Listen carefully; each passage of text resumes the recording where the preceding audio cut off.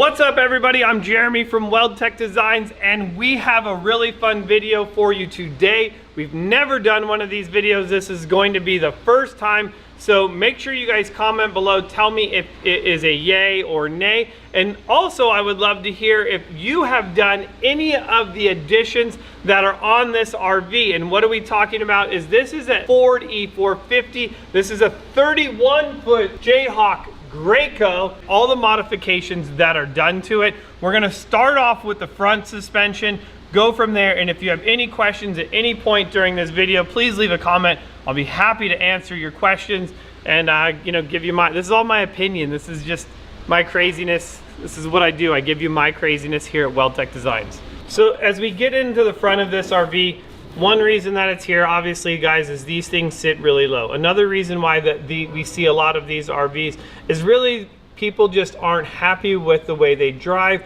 and they want a better driving RV, which is understandable. You just spent a lot of money on an RV and you want it to drive, as well as the RV looks. So let's jump into this RV and talk about some of the upgrades that are done to it. I will make sure to leave all the part numbers of these upgrades in the comment or in the description below. So if you're looking to do any of these upgrades, let us help you out. So the first upgrade that I want to talk about that is done in this is going to be the Roadmaster sway bar in there. Usually I'll see two different types of sway bars between like a Hellwig and the Roadmaster. This is going to be the first one in here. So these things are definitely not cheap, and the price of this is going to be a whopping, we'll put that up right here, so that way we're going to do a tally on all of the upgrades done in this particular RV. The next thing the customer did to this RV is they added the Roadmaster steering stabilizer. Now a lot of people like this particular steering stabilizer because it does have the spring in it, which tends to help it self-center. I know that that's a big issue with a lot of these RVs is you just feel like the steering is kind of all over the place. All right, so now another big upgrade that we want to talk about is going to be the Bilstein shocks. We know that shocks are a very crucial part in getting any RV to really ride nice. On this particular one, I would definitely encourage you, if you haven't and you're looking for an inexpensive upgrade, the Bilstein shocks are going to give you the most bang for your buck, in my opinion. I really like the Bilstein products, and there is some, the price point is really nice. Now I'm going to tell you the downfall of a Bilstein over a King or a Fox is that these shocks are not going to be rebuildable, as a King or Fox shocks is rebuildable. So you might get a little bit more life out of it if you ever have something go wrong with it. It's not really just a throwaway part. You can actually rebuild it and actually do some other stuff to it, which is a big improvement. All right, so the fourth upgrade that they did on the front of this is going to be, it looks like the Sumo Spring bump stop. And I can just tell by looking at this particular vehicle has been riding on there the whole time. The downfall of that is you're just losing a lot of your up travel that you're going to have. It's constantly going to be putting pressure on this. It's kind of more of a cheat or a band-aid, in my opinion, than it is like a true fix. But these are going to be the 4 upgrades that this particular customer has done on the front of this RV, and not to mention all of the prices of the parts, but also having them all installed can add up to a little bit of money. So let's jump to the back of this RV and talk about what has been done to the rear of this. All right guys, so welcome to the back of your RV. So as we jump in here, we're going to notice the first thing that has been done to this is going to be this Hellwig helper springs. So this is 3 springs that have been added to this leaf pack in order to attempt to help support the weight of this. However, never a good thing. And as we notice, these springs, they do have a giant wave to them. Never good, because we have no load on this. And the biggest thing is, as soon as you do have a load on this, this whole spring ends up going negative, never really working the correct way that they're intended to do. However, it's getting your RV to sit at a really nice low height.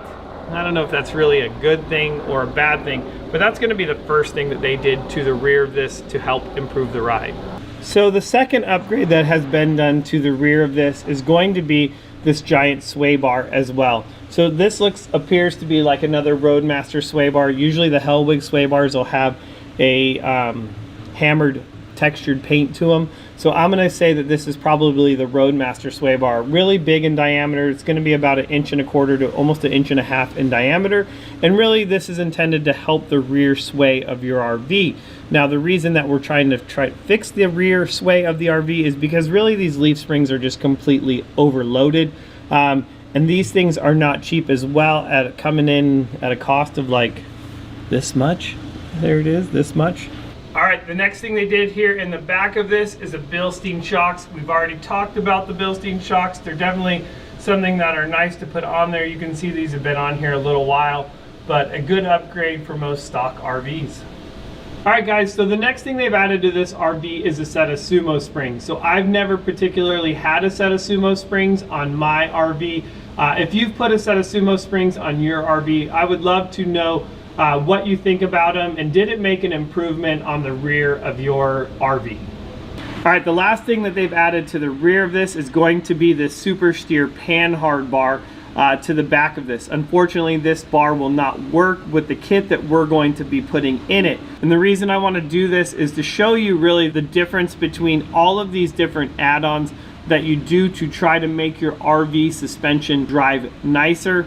All in all, like, is it a win or is it a fail? Ultimately, it will be the question to ask the customer if they can tell the difference. But I just want you guys to know, you know, a lot of people do all of these add-ons trying to make their RV ride nicer, when really maybe if they just started with a Weldtech Designs kit in the beginning, they would have saved themselves a lot of money and a lot of headache and really getting to enjoy their RV much more. Part 2 of this video, guys. So today's video, we are talking all about RV. So we showed you all the stuff that was done to this RV before it came here, which was a ton of parts. So now let's talk about what we have done here at Weldtech Designs on this video. So this is our lift kit that we do on the RVs. This is going to be a 6-inch lift kit. So the benefit in this lift kit is we're gonna give you a lot more ground clearance, because even with this lift kit, they've put the wheels on there, and I still even drag the wheels with the lift kit on. I can only imagine what this was like before there was any lift kit on it.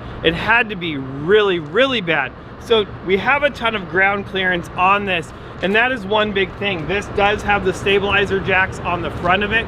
So these were really low to the ground, about 4 inches off of the ground. So that would be another problem, is potentially tearing those off of your RV, which is going to never be a good thing, especially when you get to your favorite campground, campsite, boondock out in the middle of nowhere, and you don't have a leveling jack. That is never a good thing. So, and look at that, another beautiful 4-inch one if he gets it. Just another RV, another happy RV customer leaving. As we jump into this, this is a ton more height on this. You can see this, and as well as look at all the clearance now that we have underneath this jack, which is really key. You know, we're getting this RV up. Well, ground clearance is great, but I know the next big thing is saying, there's no way if I lift my RV 6 inches, it's gonna just drive even worse. It's gonna feel top heavy. It's gonna feel like it's gonna wanna roll over going around a corner. And I'm gonna have to tell you that most of these things are all false. I feel like you're gonna feel a lot more stable in this RV with the new suspension, because of all the components that we're putting on there. Combining all of those components together just makes the ride really, really nice. So let's jump into all the parts and pieces that we've put into this kit, and maybe I guess I'm gonna let you guys decide what you think. Of course, if you guys have questions, please comment down below, and I will be happy to answer any of this stuff that you may want to know more about. Let's go. So let's talk about the parts that we put in here now. So first, what we did is we do have our big giant modified I-beams in here. Behind the modified I-beams are going to be our extended radius arms. What's nice about those extended radius arms is we're able to cheat the suspension forward more. So when you want to run a larger tires, you're not going to have issues with your tire rubbing on the back of your wheel well, and giving you just a lot more clearance. The next thing is we did put a new set of coils in, and then a set of Fox shocks in here as well. Getting rid of the Bilsteins just because they're not going to be long enough with the new lift kit. And that's a big question that people ask is, well, I already have the Bilstein shocks, can I keep them in there with the lift kit? And unfortunately, no, you cannot keep them in there. However, what we were able to keep is we did keep the sway bar on here. It does take some modification in order to keep that. And then we also did keep the Roadmaster steering stabilizer on here. Now, typically on most of these kits, we will run our Fox steering stabilizer on there as well. But you do have the ability to keep this if you've already invested the money in it. However, I know that our Fox steering stabilizer is going to come in less expensive, and I really like them better. So, you know, that's my 2 cents on this front end. One other thing, we did keep the Sumo springs in there. We'll let the owner take them out if they decide. However, they're never going to come in contact with the radius arm and I-beam anymore unless they pretty much go jump this thing to head to the back. All right, so we talked about all the front suspension components that we did with this 6-inch Weldtech Designs lift kit. Now let's talk about all the rear components that we have added to this RV as well. And again, this is a Jayco Greyhawk, and this RV is coming in at 32 feet. It's a big, big RV, weighing almost 10,000 pounds in the back of this. So as you look in here, you can see that we've added a giant pair of springs to the rear of this to get all of the height out of it. We're also increasing the load carrying capacity of the springs to match what the RV is. Now that's a key component right there, because the majority of these RVs, when they are built, 99.99%, one set of springs go in the back of these RVs. Well, that RV, that chassis could get either, hold on, this could be the boss. Oh, hold on, this is Field Vans calling. Yes, sir. I'm just hoping for some amazing news. All right, so where were we? Back to business, guys. You know, we're so busy around here right now. We are building 2 vehicles for SEMA, and if you don't know anything about what I'm talking about, I'll make sure I put up a card here. Check out all the craziness that we do once a year for the SEMA show. It is the largest car show in the world. It's craziness, so check that out. So anyways, now as we get into the back of this, we're talking about the leaf springs. That's where I was at. So it doesn't matter whether you're a U-Haul truck, a 24-foot RV, or a 30-foot RV, you're pretty much getting the same leaf springs in the back of all these RVs. Now, I will tell you what a lot of manufacturers do is they add leaves. A lot of them, we see the Hellwig sway bars, or you get these Sumo springs in there, all to try to prop these things up. Another big thing that people use in a lot of these coaches is going to be an airbag. Now, you know that I'm against airbags because I feel that they are used in the wrong reason. Airbags are great if you need to give yourself some height because you are towing, because you are adding weight to it. An airbag is not necessarily intended to use all the time to get your RV to sit higher. To me, that is not the correct way to do it. And of course, that's my 2 cents. You can take it or leave it. So in the back of this, we added the springs to the back of it. The next thing we've done is we've also added the Fox shocks in the back to really control the ride, and that's gonna be really key. Again, guys, we're not able to keep those Bilstein shocks, unfortunately. We do have to go to a new shock because of the increased height in there. The next thing that is in here, we did leave the Sumo springs in here. However, they are never gonna come in contact with the leaf pack. And I would just remove them and sell them because I know that they are not cheap. And then the last thing is we did keep the sway bar in the back as well because I mean, it still works. However, it's one of those things that with the new springs in there, it's not necessary. And in 90% of the coaches that do our lift kit, we are not upgrading the sway bar in the front or in the rear. So that's another thing that could potentially save you money. Another thing is this did have the Panhard bar in the rear. We had to remove that as well, as that is no longer needed. But that pretty much wraps up the whole back part of this. You can see as I can stick my giant melon in here. There's all kinds of room in here. And if you decide you wanted to go to a bigger tire, you have the ability to do that. And on a lot of these kits, when we do a 6-inch RV lift kit, we are running a 235/85/16, keeping the stock wheels on there.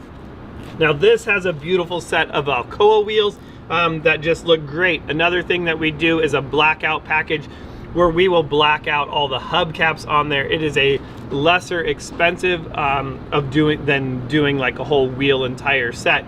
But that's a lot. I hope this video was very informative, kind of talking about all the things that you can do to modify your RV versus what we're doing here at Weldtech Designs. And now what we're going to do is kind of jump into a cost analysis, showing you the two lift kits and all of the parts involved in this. If you guys have any questions, I know that this video was kind of long. Definitely thank you for hanging out here. Make sure you guys head over to Growing Up Garage. That is Weldtech Designs' new foundation. We have a lot of really cool big things going to be happening over there. It's going to be really neat, and I would love for all of you guys to be a part of it. But anyways, that's all I have. I'm Jeremy Johnson from Weldtech Designs, and I will see you guys in the next video.